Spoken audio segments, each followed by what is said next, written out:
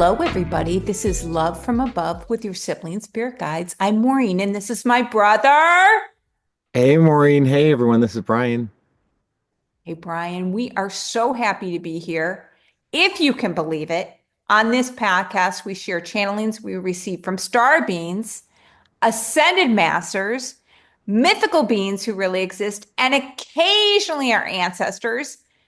And today we're going to talk about some of those mythical beings who live below the earth. Brian, I think you were the first one who said it. Like all of those stories that you read about as a child or you thought maybe were myths, guess what? They're true.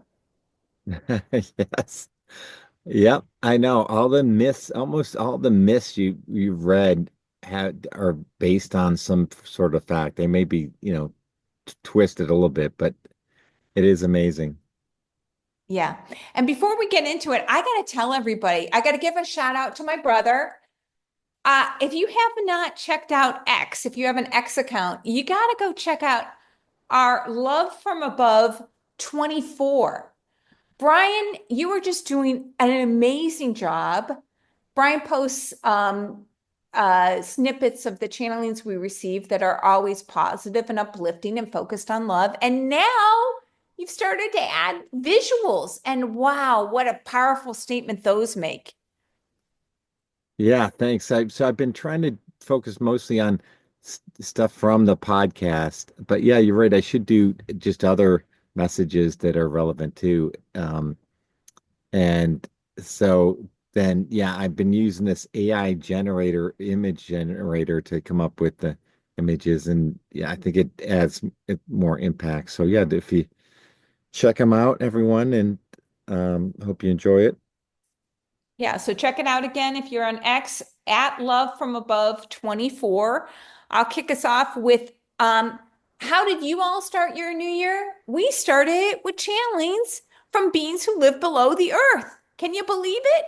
This was from New Year's Day 2020, New Year's Day 2024, 25.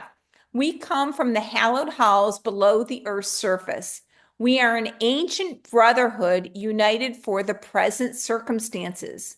We have come forth to ignite the flame of creation within the hallowed halls of the resonance of our deep dwelling abodes. You may call upon these crystal caverns in your nighttime travels. We often come above now that the planet is uniting the disparate forces of the one. We have crawled out of our unique abodes and invite you to do the same. Now is the time to rejoice and join all who can celebrate the love and joy of this present united moment. So, Brian, what do you think about that? They're crawling out of their deep dwelling abodes to come join us. And we're invited into their abodes to check it out. So, um, yeah, do you recall any dreams or anything, visiting anything like that? The only thing I can tell you, I don't know if you remember this, but when Brian and we read almost all of Dolores Cannon's books, and I ended up doing a session, past life regression with someone who was trained with Dolores Cannon. And the first, one of the first things when you do a past life regression is they say, look down at your feet. And I was so surprised. I looked down at my feet and I was a being who lived below the earth's surface and I had hooves. And, it's just like you look down and you're like, oh my God, I have hooves. I don't have, like my little toenails. I have hooves. So that was the big moment that I remember. What about for you? Do you remember crossing over into? I don't. I'm sure I have, but I just don't. I haven't nothing to recall there. But it is interesting that it's also interesting how, you know, I think just growing up a Catholic and you think of, oh, you don't want to be beneath. That's negative. But as we can see, there's, these amazing beings that live beneath the earth. Um, and yeah, we've read a lot about this, and there's just it's amazing that I always thought there was just like lava and other stuff in the earth, and it wasn't. any place for beings to be able to live, but um, that would be wrong. And since this channel, we received this channeling, I've been reading another book by, I think her name is Paulette Raymond, and she's channeling this being who lives below the earth. And he says, which is interesting, that they do have an amazing light source. And unlike our light source that is only here for half the day, we have day and night, like their night light source is always present, which boggles my mind. But yeah, just so much information that, is new to us. And hopefully you all are enjoying listening about as well. Exactly. So they go on to say our fractionist history is but a display of the past. How did we achieve solidarity? It was a lengthy process that ended in a flash of unified knowledge that we acknowledged as one being, allowing us to put aside our separate and individual conflicts to come together as a whole. We have been rejoiced in this particular oscillation of our present selves for a relatively short period of time. We are continuing to grow within this new formulation of ourselves.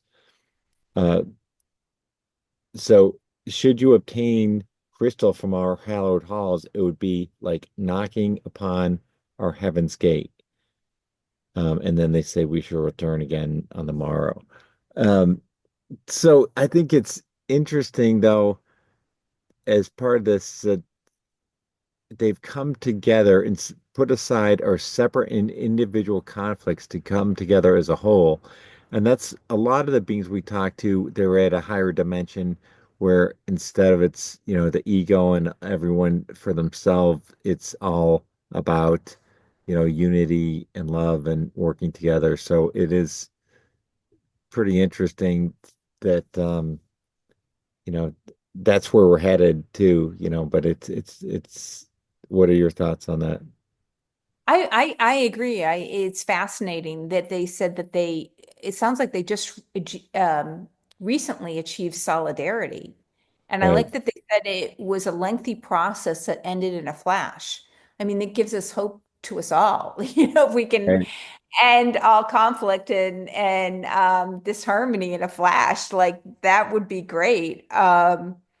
So there's obviously a lot more behind this. That I would have a million questions about, but we're just grateful to get this message. And then they did come through on the next day.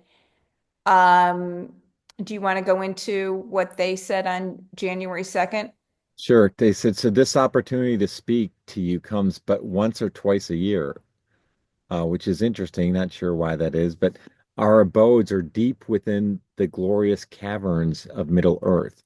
We liken ourselves to round, spouted beings of the earth. The interior of our beings is similar in construction to yours. However, our facial features, and you said, I think they have more facial hair for warmth.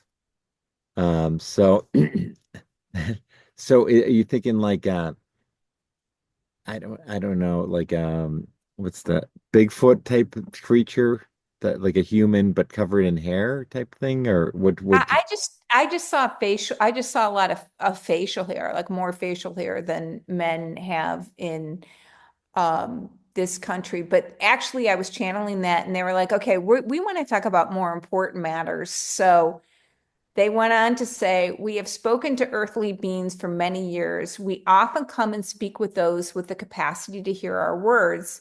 There are many who wish to fulfill their greater longing in understanding the greater truths in this world." Isn't that the truth? It was easier in times past. These communications most often took place by communing in nature. The miscommunication and manipulation of the entertainment sources used by your population causes great disruptions in the energetic fields.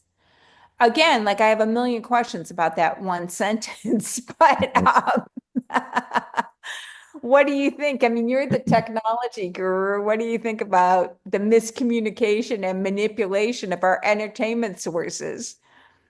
Yeah, well, I mean, I think I don't know. I mean, I was thinking just like we always think that the media in general, um, but I don't know that I'm sure there's more to it than that. But it, that but it's interesting that that causes great disruptions in energetic fields. I mean, everything comes down to energy. So yeah, that sort of negative energy that's being disseminated through all these, news channels 24 hours a day is what my take on it is. I don't there might be a lot more to it though.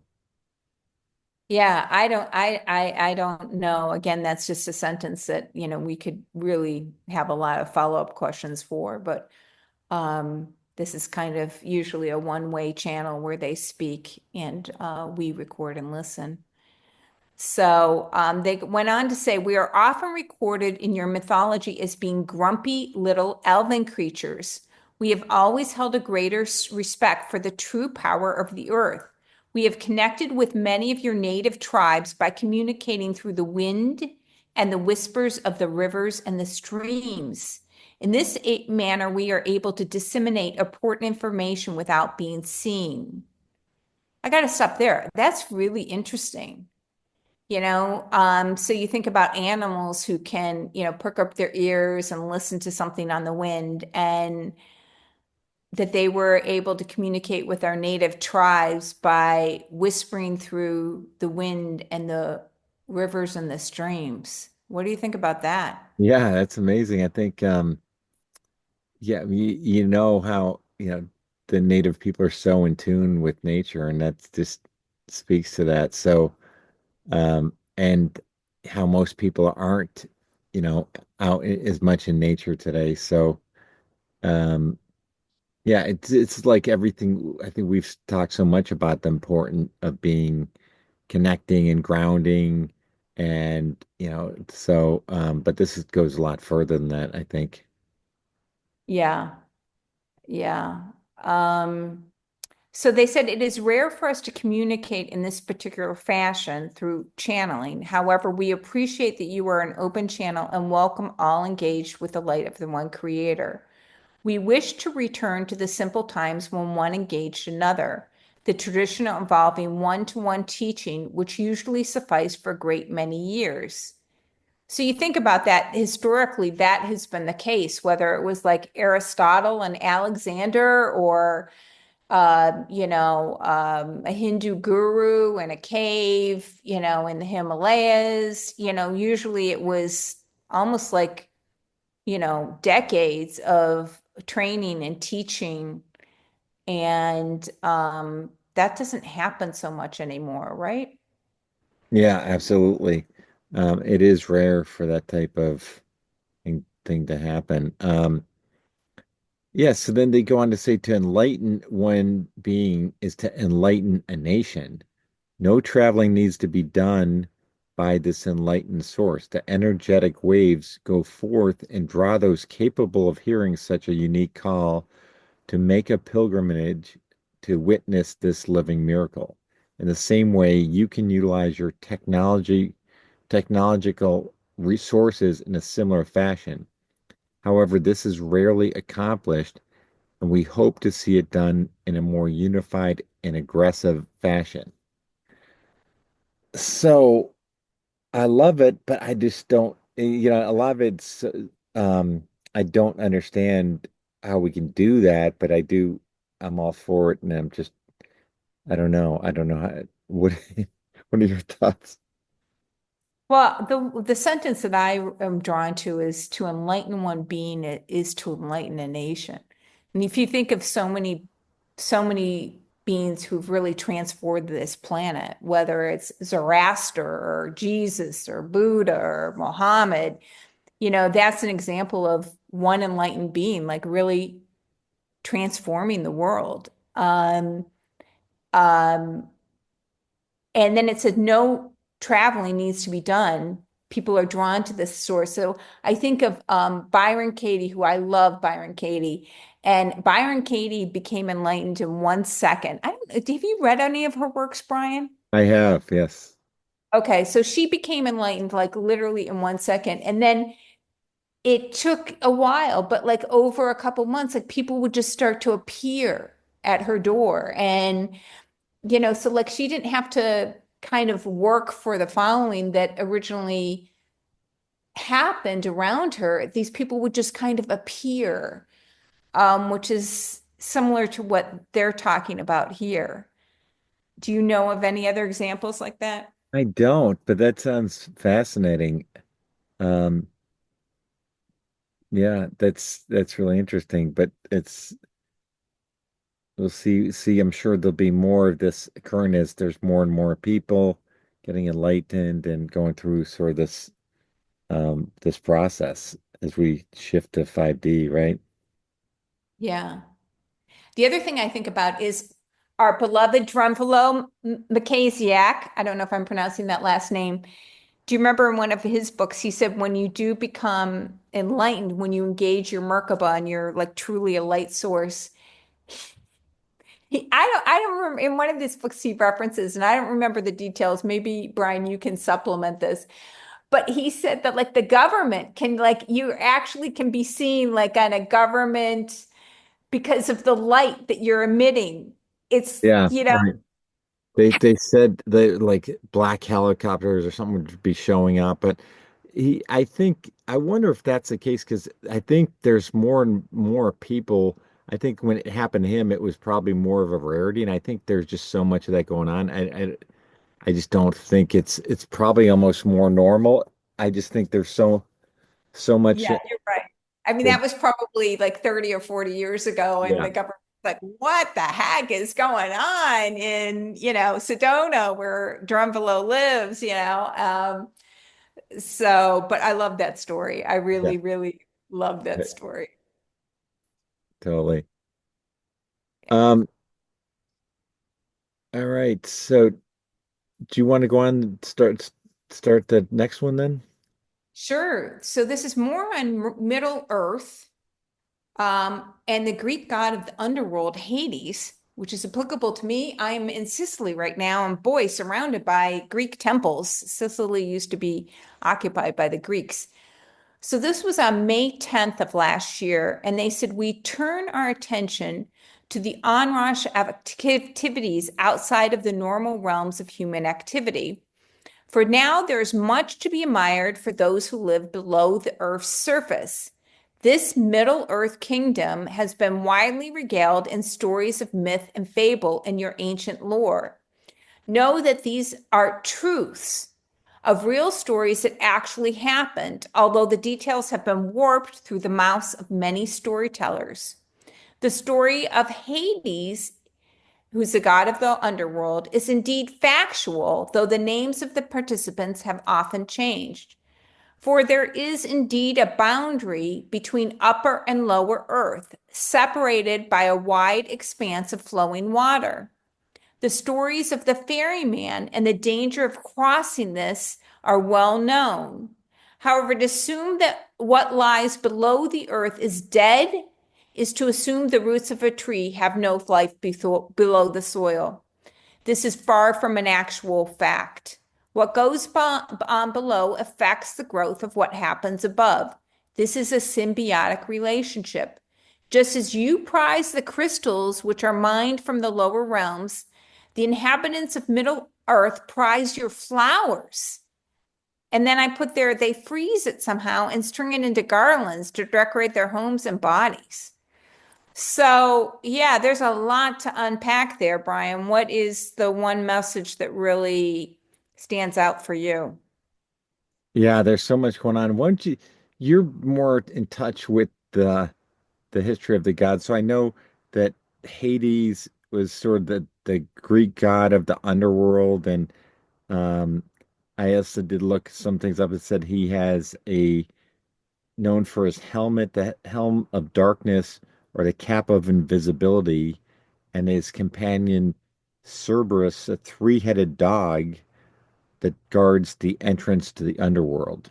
But do you know anything more beyond that? Because I Yeah, no, I know all about the Greek myths. I mean, I love reading mythology. So Zeus and Poseidon and Hades were brothers. And then hate, well, I won't even go into all the details, but what I found interesting about this, because there are stories that goes outside of the Greek myths, like in the Egyptian, I believe in Egyptian mythology too, that they cross a river.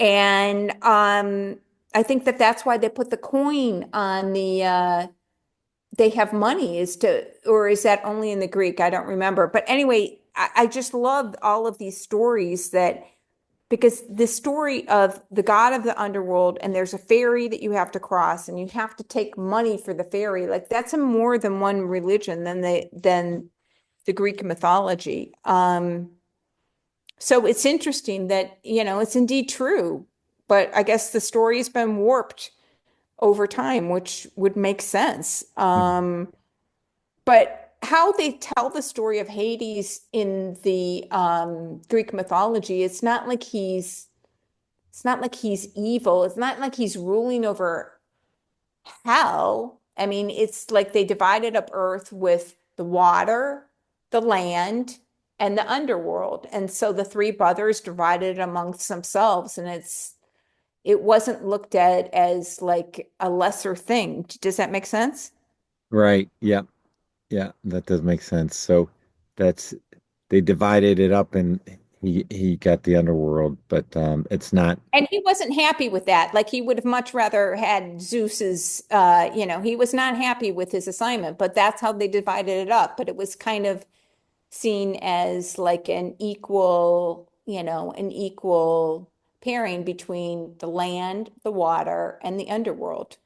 So, yeah, interesting. And then this next one is interesting too. Do you want to go into this one? This was from May of 2024 as well. sure. It says, we come forth to imbue the sibling pair with the knowledge attained through centuries of careful examination of the world around you and of historic texts rarely made known to but a few individuals. These texts are now secured deep within the hallowed halls of Middle Earth, for those on your plane are no longer trusted with such careful wisdom. They shall soon, they shall return soon when discoveries are made on a physical level.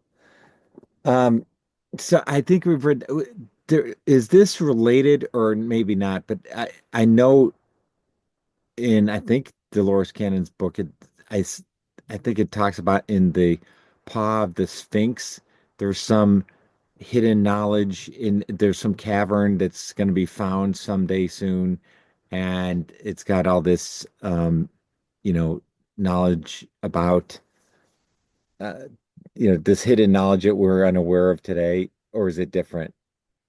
Well, I know there's supposed to be stuff under the Sphinx. I mean, the halls of Amenti, where Thoth used to have to go to rejuvenate himself, are located beneath the Sphinx.